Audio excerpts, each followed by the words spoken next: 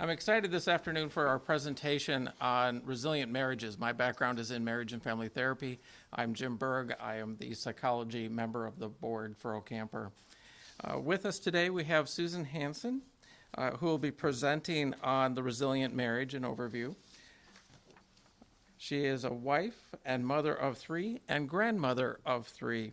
She was raised in a military household. She's an Orthodox Christian counselor who has been licensed for 27 years, in private practice for 20.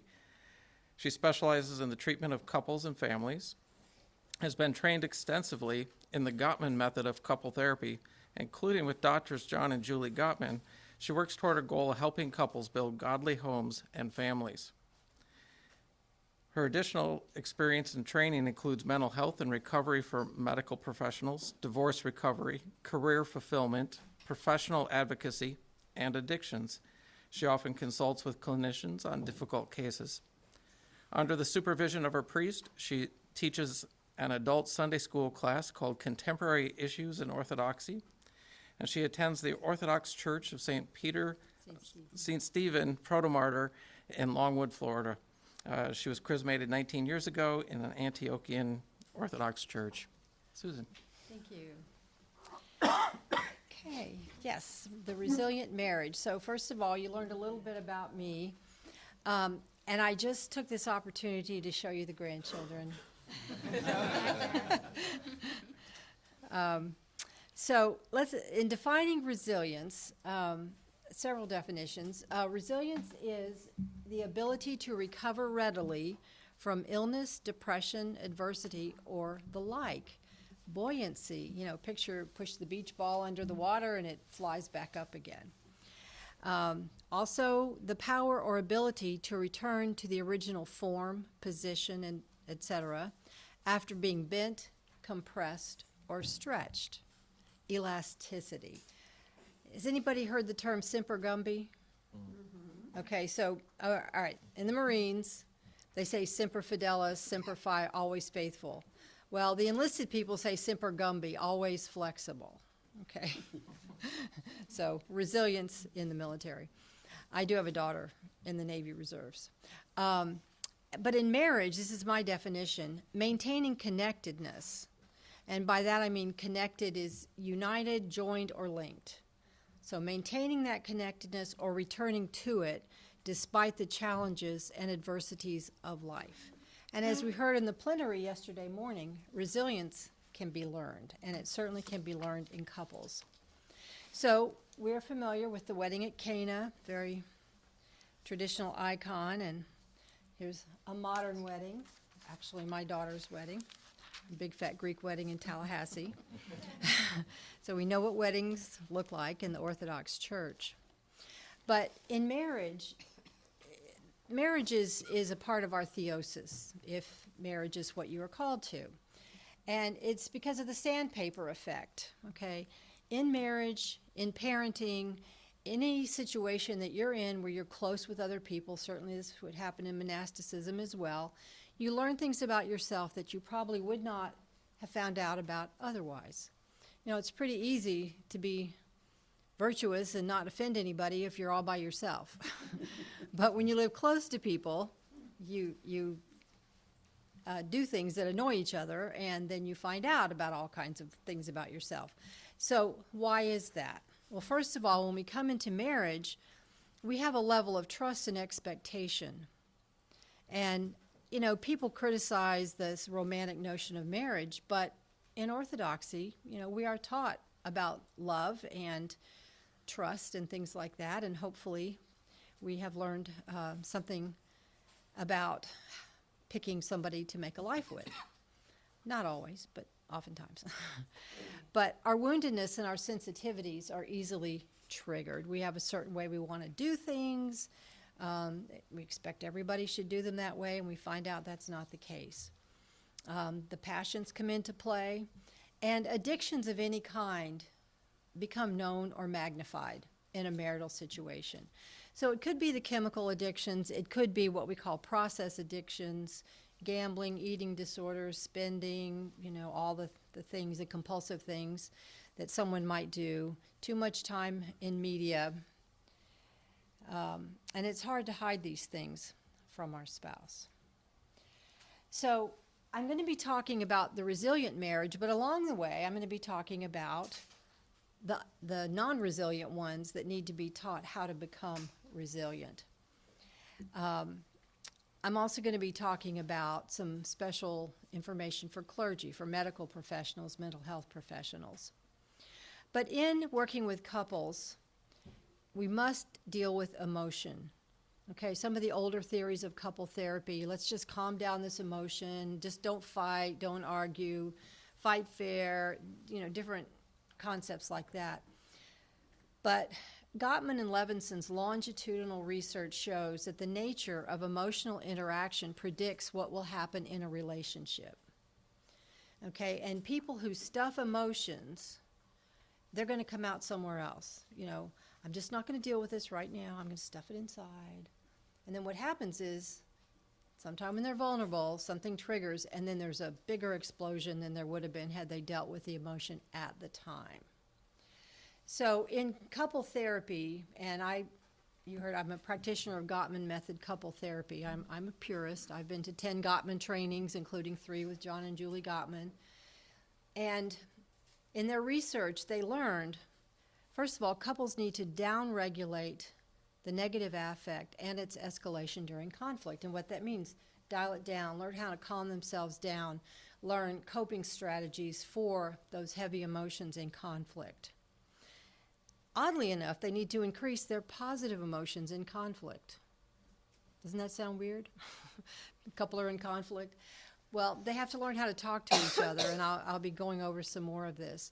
In John Gottman's 40 years of research, he studied couples so extensively, he was able to put them into 2 groups, the masters of relationships and the disasters of relationships. Well, then he marries Julie along the way. John's the researcher, Julie was the clinician, and she says, well, what are you going to do with all this information? John says, I don't know, I'm just going to keep studying unhappy couples.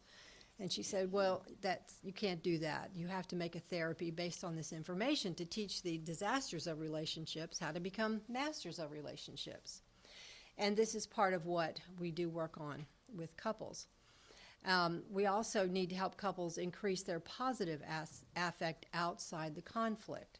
So resilient couples are willing to calm themselves down. I'm not saying they're perfect, but they calm themselves down in arguments. They are not so insulting in arguments, and they have a generally more positive environment outside of a conflict. So this is the Sound Relationship House. This is a summary of the Gottman's research over all these years. And, in social sciences, they want you to make a picture, a model. So think of this as floors of the house, and you build from the ground floor up. And the first 3 have to do with building the couple's friendship. And everything in the couple's relationship comes from their friendship. Everything, their sexual relationship, the whole thing. If they're not friends, things don't go well. So the first level, they're building love maps. And this is where they're maintaining an awareness of each other's world. Okay, they go out the door wherever they go to work, or somebody stays home with the kids or whatever. But in a healthy marriage, they understand what's going on in each other's world. They spend time sharing that. Moving up, they share fondness and admiration. They tell each other what they appreciate and what they like. And this is how they make what we call deposits in the emotional bank account. Okay, you have to put in positive things into the relationship, especially for those times when there's going to be a disagreement about something. So there has to be positive in that account. Moving up, they turn toward instead of away. Okay, we put out bids for connection all the time with people. Okay, so with our partners, we might say, did you see that thing on TV the other day? Wasn't that weird? And, I'm looking for connection with my husband, just a little meeting of the minds. Or it can be a big thing like, hey, let's go on a cruise. And then the spouse has a choice of turning toward, away, or against. So turning toward would be, yeah, I did, that was weird, some sort of agreeable comment. Turning away is, yeah, whatever. Turning against is, why the hell are you always talking to me about that stuff? A very hostile comment. Okay. So resilient couples put out bids for connection. Those bids are responded to well. And by the way, if perhaps somebody didn't quite hear it, or the spouse is in a cranky mood or whatever, even if they sort of turn away, the spouse putting the bid out there does not take offense at it, or rarely does. Okay? So there's a lot of leeway there. And moving up in the sound relationship house, and becomes the positive perspective. When these other things are going well, the friendship is strong, and the couple has a positive perspective, not only on the relationship, but on life. Okay? So I'm going to be giving you some examples of all these things shortly. So the disaster couples have a negative perspective. So it's about what's in your glass. Is it half full or is it half empty? The positive perspective couples, the masters of relationships, they're willing to let go of those ways in their spouse is not perfect. The ones on the negative side, and with a negative perspective, they're always looking for the flaw in their partner, some way their partner messed up. And you can see that is not a happy way to live. Then we get to the issue of managing conflict. And I'm going to be talking more about conflict, but there's a whole lot of issues that couples have that are unsolvable. And so we don't say solve conflict, we say manage. And some of the early theories of couple counseling included the notion you have to solve their conflicts. So the therapist became the problem solver, the suggester of different options. That's not what we do in Gottman method couple therapy. So we help our couples accept influence from each other. Rather than being stubborn, my way or the highway, they have to accept influence. They have to learn to compromise. They have to talk about problems without getting all angry and overwrought. And they have to practice self-soothing, which means learn to calm themselves down, have a way to calm themselves when things are not going their way. And again, we're building the stories of the house. They are making life dreams come true, finding ways to support each other's life goals. Somebody wants to go back to school. Somebody wants, a new house. Somebody wants to travel. Somebody wants to pile all the kids on a sailboat and spend a year traveling. They look for ways to make these things come true. And then creating shared meaning. So over time, the couples have the bond. They have a theory, usually unspoken, of what they're about. They're raising their children, their grandchildren. They're involved with their ministries, their missions, whatever they're doing. And so that builds a shared sense of purpose. And then you can see trust and commitment are the pillars that hold up the house. And the way the masters of relationships are building trust and commitment is they're making trustworthiness a priority in their relationship. Okay, so for example, my husband and I share our locations on our phones. Not that I don't trust him or he doesn't trust me, but he can look at that and see, I text him when I'm on my way home, he can tell where I am, and lots of times he's standing on the front porch waiting for me because he sees I came around the corner.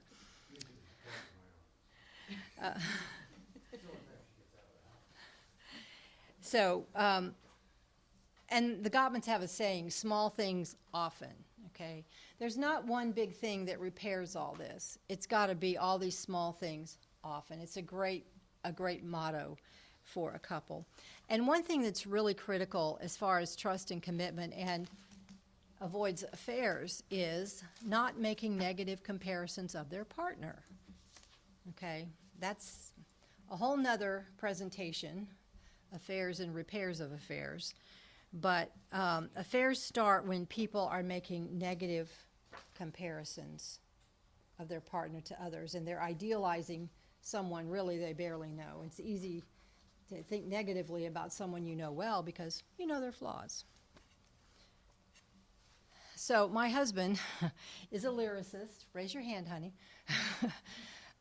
He writes a lot of songs, and we've got at least one or two in production right now. But this is the chorus and the bridge to one song he wrote called "Too Good for Givers," and you can tell he's been around me and the Gottman method. We're too good for givers. That's me and you. Too good put up withers. That has always been true. Not blamers or resenters. We've never been retaliators. We're climbers of the wall between us, and when we reach the top of it, we always kiss and make up. We're too good for givers. If you're making up a list, the things you want in a spouse, if you want a home and not just a house, at the top of the list, without a doubt, should be a good forgiver. Okay? And I am going to pass this around so everyone can have a copy of the 4-part apology. You know, we're Orthodox. This should be logical to us. But the thing is, we need to make this a priority and a value in our home, between the couple as well as teaching this to their children. And so the idea, you know, we start with little kids, you know, say sorry, and they go, sorry. And eventually, you know, when they can talk better and understand a few other concepts, they need to learn this. Because I'm sorry is what I call cheap grace. You know, it's on the run. I said I was sorry. But this is just, put this on your refrigerator. The 4 steps. You say I'm sorry, and then you name what you did. You know, that I was late again. And I will, and what you're going to do about it, I'm going to set the alarm on my phone. Will you forgive me? Right? Simple? Okay. Like I said, I think most people in this room know the process, but to put it on your refrigerator and make it a standard, I recommend. Yes? How often you should do that per day? 70 times 7.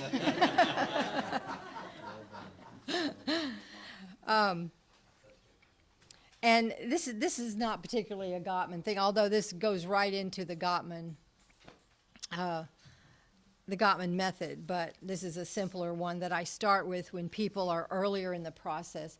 There is a very specific exercise to take people through, to take couples through when there's been a major breach, such as infidelity, but you cannot do that in the beginning. You have to work on some of those early levels of the sound relationship house before you can take a couple through this very heavy other repentance and apology process.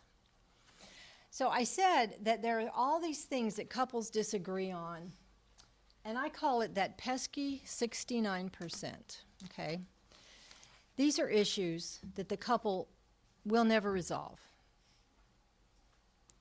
And this is from Dr. Gottman's research, Mr. Gottman.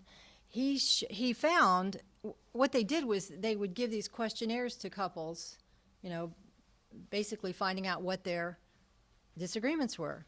Every few years, they'd give it again and again and again. And it was always the same thing. Okay? And there's a really cute video of John Gottman where you can see a lot of his stuff on YouTube. And he says, you know, people ask me all the time, what is the number one thing couples argue about? What do they argue about? And he goes, and you know what? Not a damn thing. Whatever their arguments are nothing, as a rule. You know, you squeeze the tube of toothpaste wrong. You left a cup out instead of putting it in the dishwasher, whatever. But the 69%, these are gridlocked issues. They will have the same argument over and over, and these come from certain sources. One is what culture we're from. Okay, so you take a OCA type person, and they marry a Protestant, and the Protestant can't figure out why you're going to Pascha services on Saturday night, and then you're up all night. And the Protestant person wants to get up go to 5 a.m., sunrise service on Easter. So, you know, culture makes a big difference. Our families have ways they do things that are going to be different. We have temperaments. Some people are laid back, Some are anxious, some are intense, some are not. And then our history, different wounds that we've had. If we've been cheated on in the past in a relationship, we can be very jealous or possessive or controlling. The history of the couple's relationship, I have one couple that the issue is his pornography problem, which he has cleaned up completely. But his wife just can't get over this. This went on secretly. This is a secret addiction, and he got found out, and she was totally unaware of it. And now she wants to tell him, okay, you have to go work out. How come you did this at work and you didn't do that? He works at home a lot. So, now we have to help her, back to that trust and commitment thing. And he's got to do a lot of work to build that as well.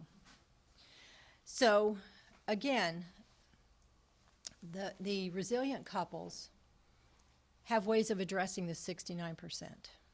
That's 2/3 of what they disagree on. They have to learn to talk about, accept influence from each other, compromise, calm themselves down, don't get overheated in arguments, or calm themselves down if they do.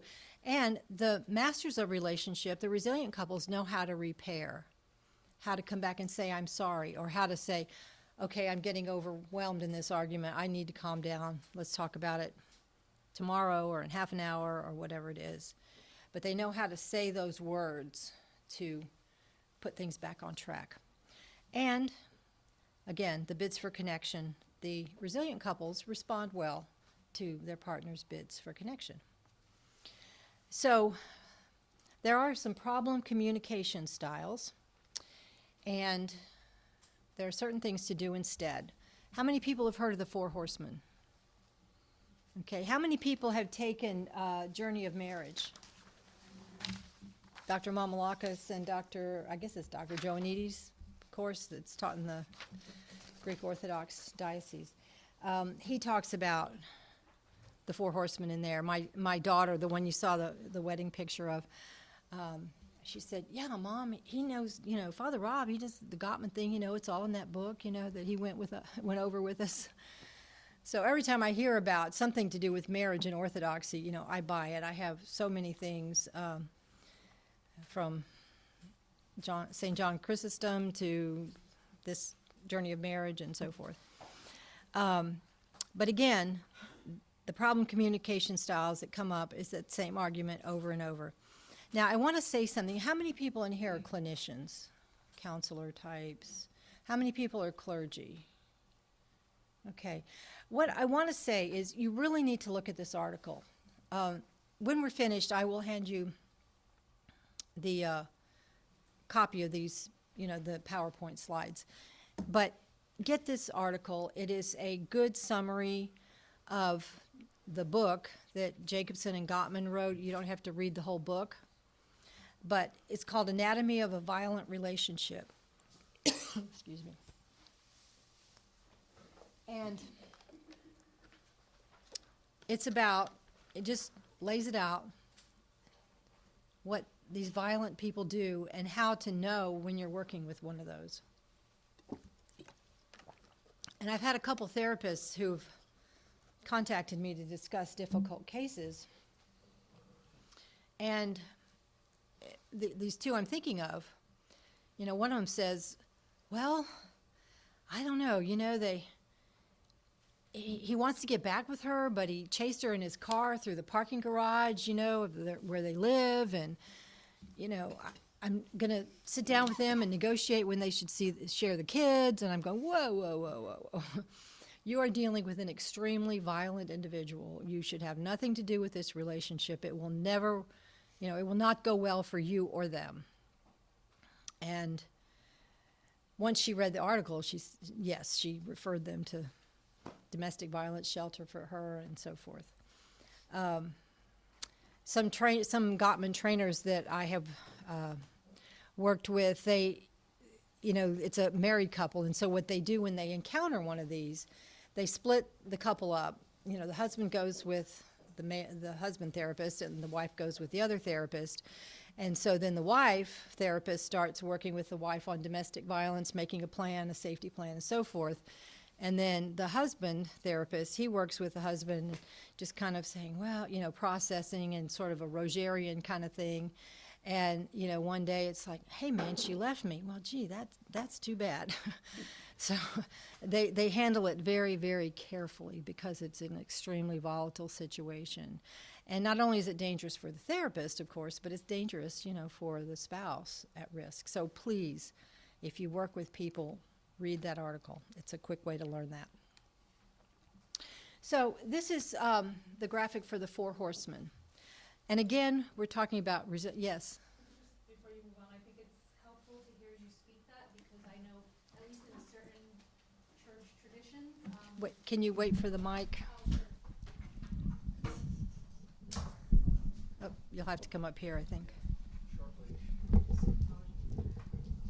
I was just going to take a pause and thank you for mentioning that because I know for some of us in certain church traditions, even the faith itself, the theology, the spirituality can be used to sort of instruct and guide either spouse, the wife or the husband, that it is, unchristian or ungodly to, call the police or to refer them to a sort of outside or secular place that won't be able to take care of them. And so what happens is the wound becomes deeper and larger and then difficult to mend. So I think that's very wise counsel. Thank you. Oh, thank you. Okay, any other comments? Okay.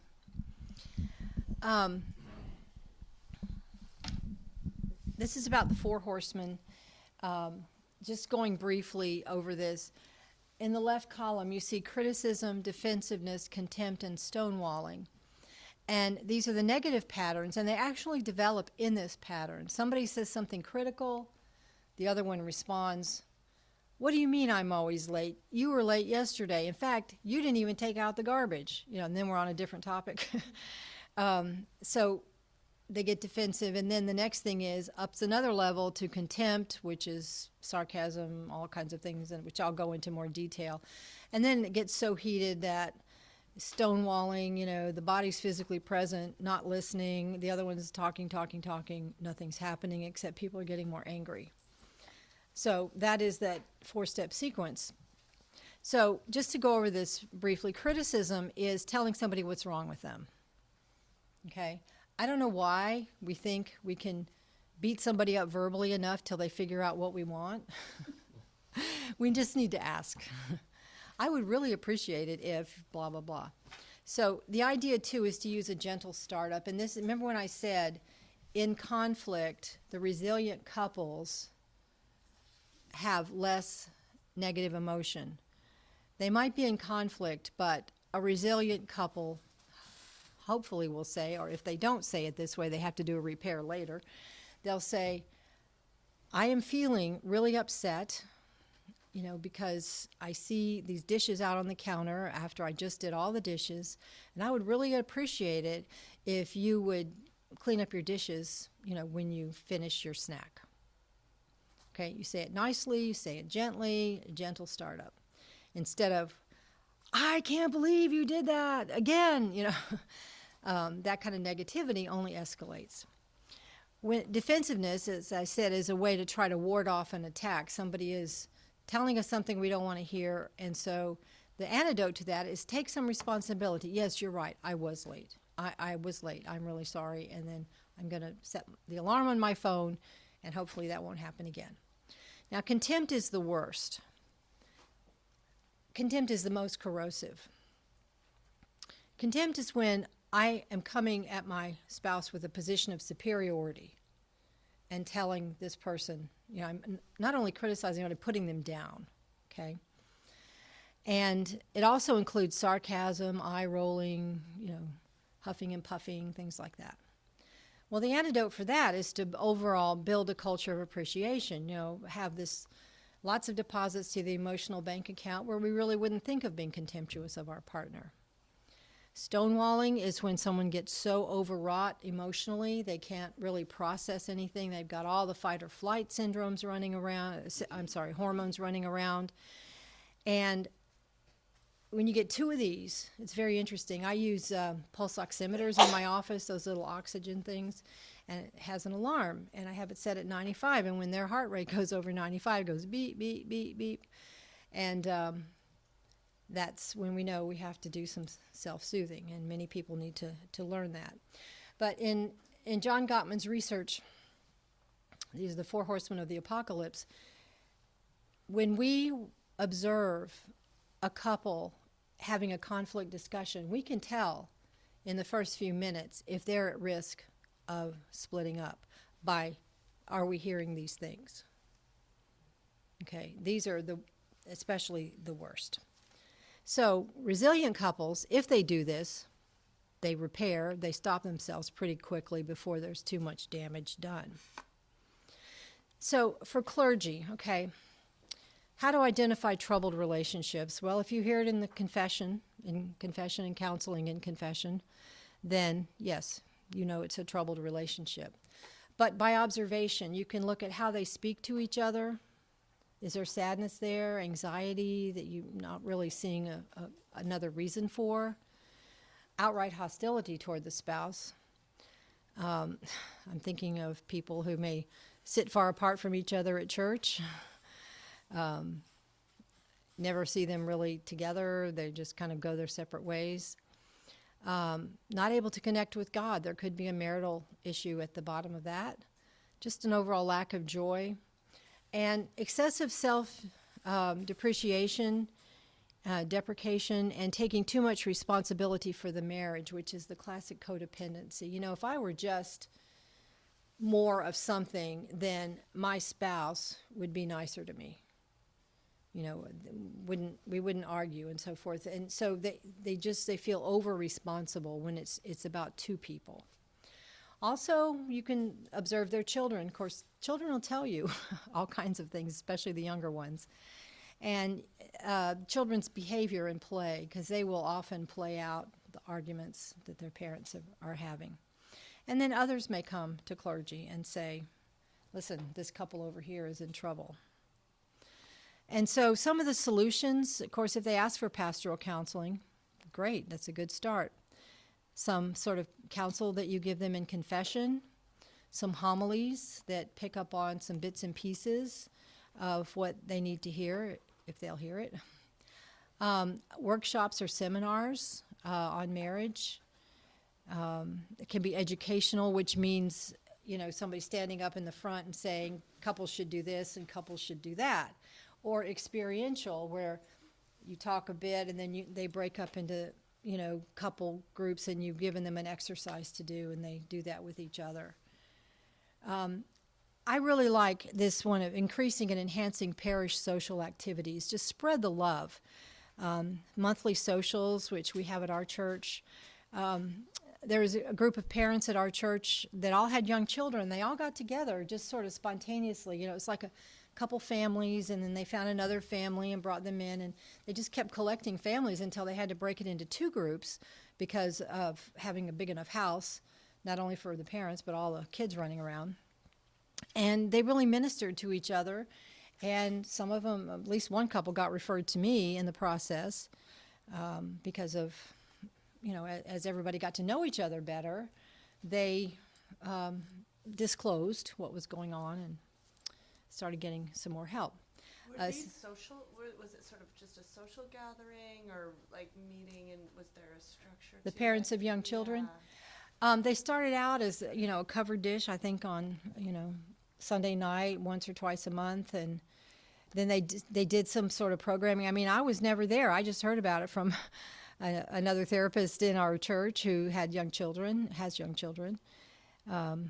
So they did have some programming. I don't know if they still meet or not. You know, some of them moved, and then school and all these other activities come to bear. But I'm sure. But the friendships that were established are very strong. It's great, and friendships among their children also.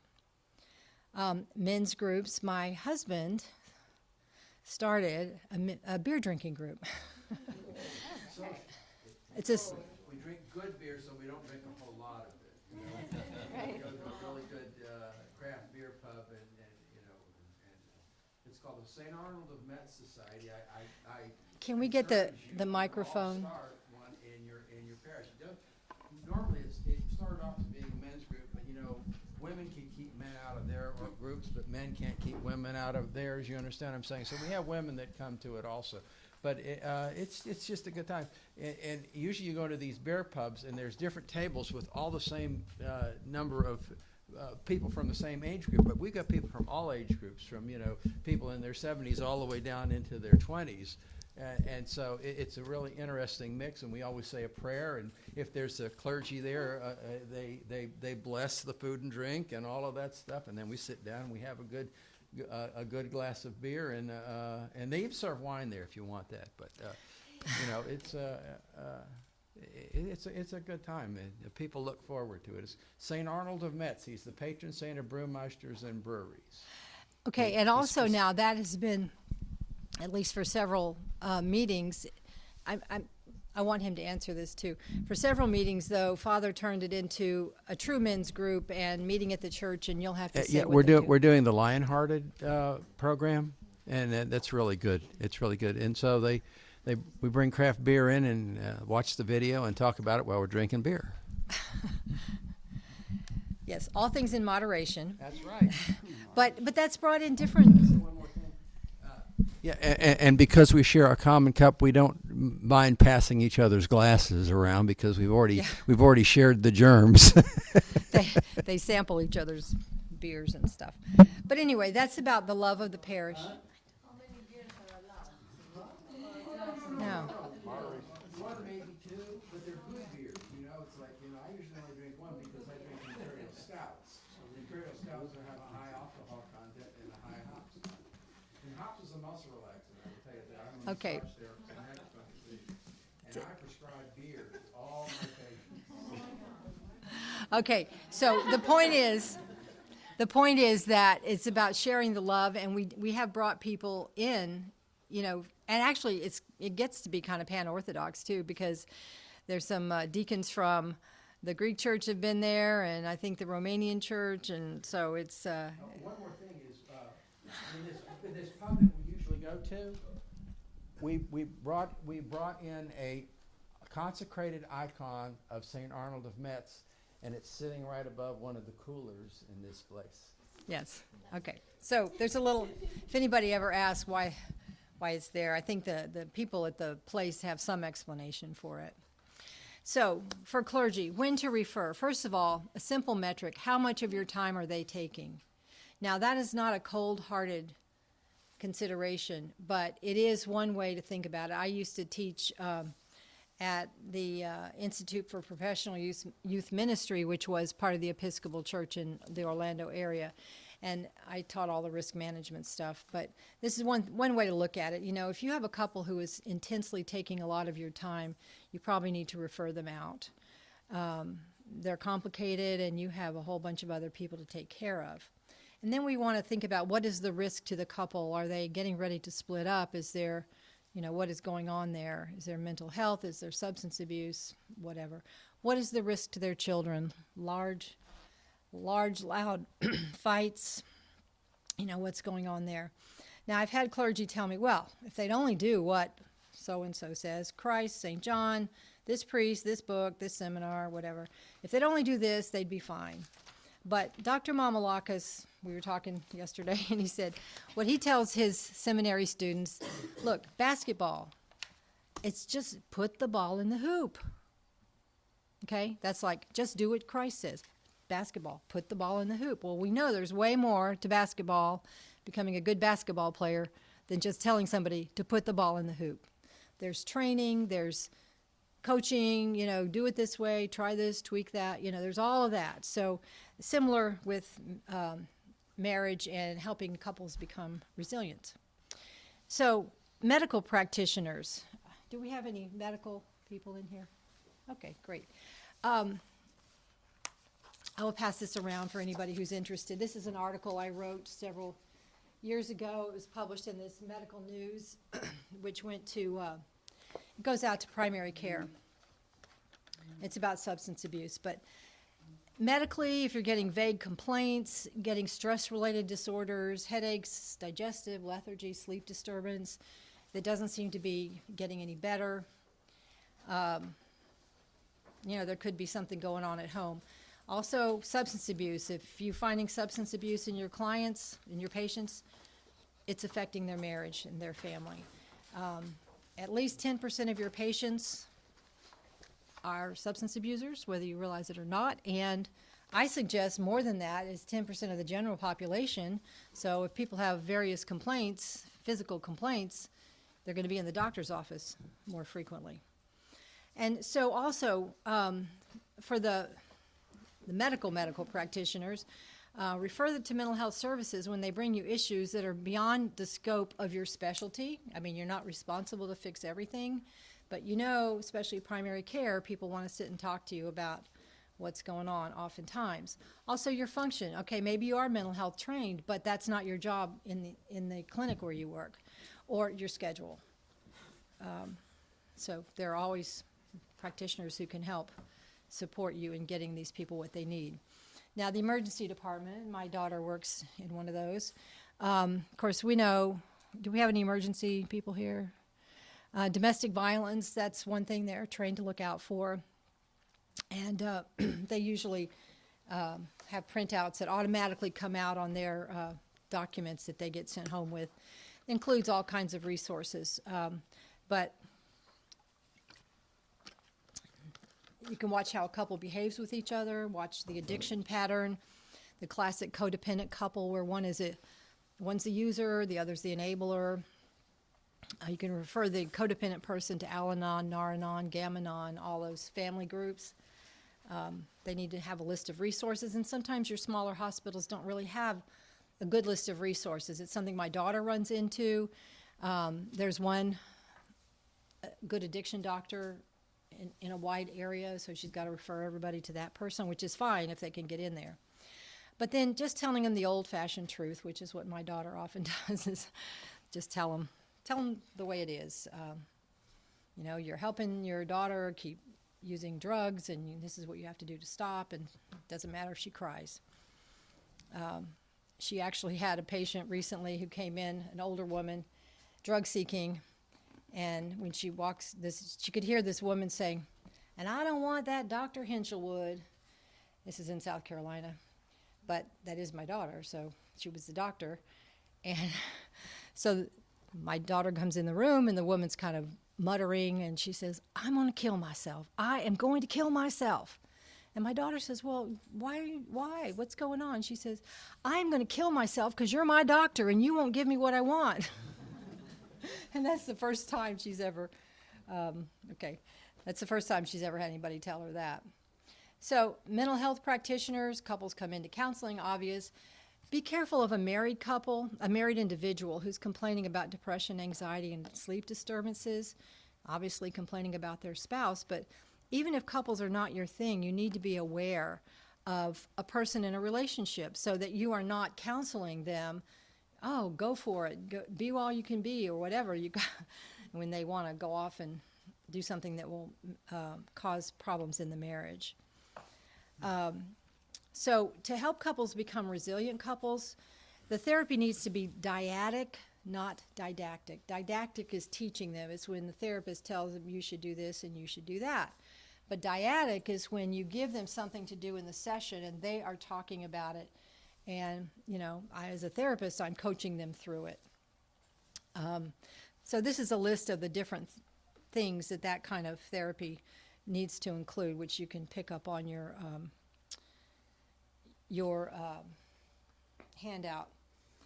But I'll tell you, one case of infidelity issues, they worked on the other side of the world. The husband had a job, and they were over there, and it was just a really weird environment. And it's not military, and corporations don't always know how to take care of their people as well as the military does. And so each of them doing their own thing, they're starting to get flirtatious and so forth. So I did an intensive. They were with me about 2.5 days straight. I did 2 days and then gave them a few days to work on the things they had learned and then had them come back. And I mean, it was amazing. They walked in the door, they were so angry. And, they have a young child, and she's afraid, what's going to happen to me if we split up? Is my child going to have to go visit dad on the other side of the world, or is he going to take the kid to another country and I'll never see him again? And, he's got similar thoughts. Am I going to lose my kid? I'll never see my family again. And all this is going through their minds, and they're building up. But we worked through this, and we went to those emotional places. And I want to say in good couple therapy, you have to go with them emotionally, but you can't leave them there. You have to know what to do to move them. Because emotion by itself, just expressing emotion, is a disaster. I've had many couples that have said they've been to couple counseling before, and they're very leery of trying it again. Last time we went, we fought for 3 days and didn't speak. Well, we can't leave couples there. This lady, her thing was they loved to party, and they were, alcohol and all that was going on, and she would just say the worst things, and he went out and had an affair. And of course now she's even madder at him. And we talked about, they weren't willing to give up their social life. They weren't willing to change people, places, and things, which you need to do when there's a substance abuse problem. And she was very adamant. Everything was fine, and she should be able to drink as much as she wanted. So eventually we went through this whole reconciliation exercise.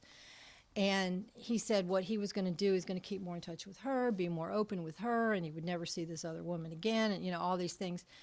And when it came to her side of it, she said, I'm going to control my drinking. And I was really surprised, because before that, she wasn't willing to do that. But they were working out their thing. It wasn't the pattern I would have chosen for them, but they chose it for them. And let's see. Oh, this one. A medical professional, the man goes to his physician and says, I'm angry all the time, and I guess I need some medication. It's interfering at home and with my wife and my kids. And the physician says, there's no medication for this. You need counseling. So he comes in to see me, and I'm listening to him. And as a couple counselor, I'm looking, when I have a married person coming in, I'm looking, well, does this need to be done in the course of couple counseling, which I suggested in his case. And they did come in as a couple and started working out their issues, and I had him go to an online anger management class, and turns out she was one of these people that she felt like a failure. There's something wrong with her if she could not keep him from going into these dark moods and so forth. So, we worked on that whole system, but they've done really well. So I could, there's a lot more I could say, but I don't know if we have time for one or two questions. And wherever the microphone is, we need to keep it there. I think due to the technical issues we had at the beginning, I'm going to take the moderator's privilege to have us go over a little bit. So maybe we can take one or two quick questions.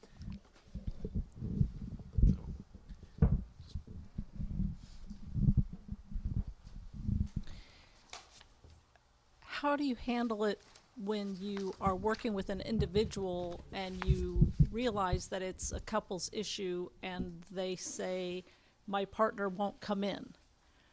Are there ways that you try to get the partner to come in, or are there ways to work with that individual on making improvements in the relationship? You can only do so much one-sided, and I will do that if there's absolutely no way. But I don't know, so often the partner will come in because they want to tell on that one. They want to tell their story, and they want to tell them what's wrong with that one. And I think sometimes those partners are surprised to be invited into the process. So, one other thing I've run across a lot is that one of the members is feeling very criticized.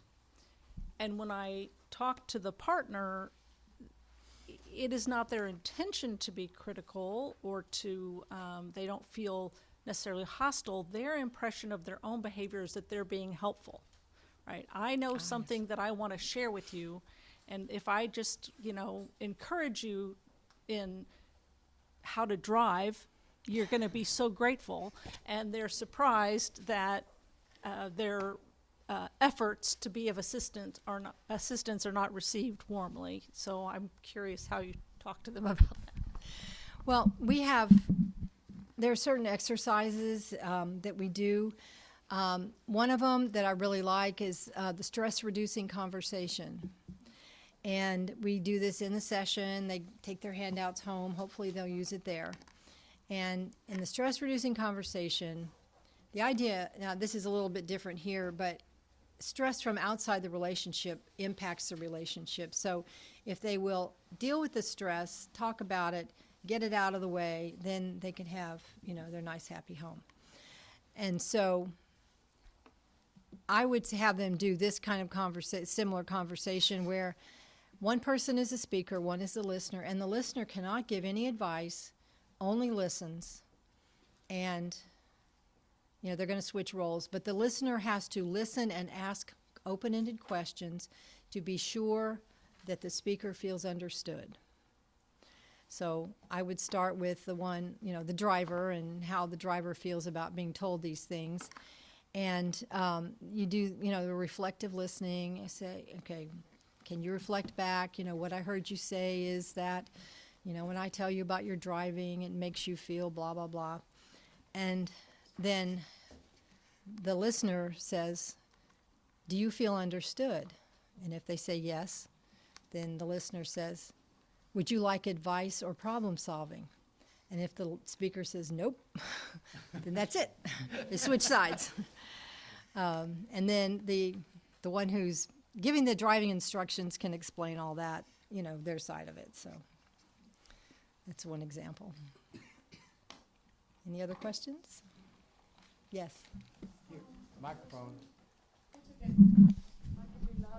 No, the microphone is for the recording. Sorry. It's caught behind the chair. I wonder if a couple has issues and goes to the priest, and the priest is qualified, let's say licensed psychologist, or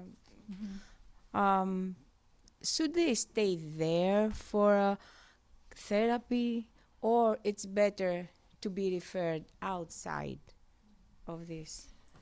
That's a very good question. We have the issue of dual relationships, in counseling. That is, that I know somebody in more than one way. So if I'm the priest, this is my parishioner, and this is my client.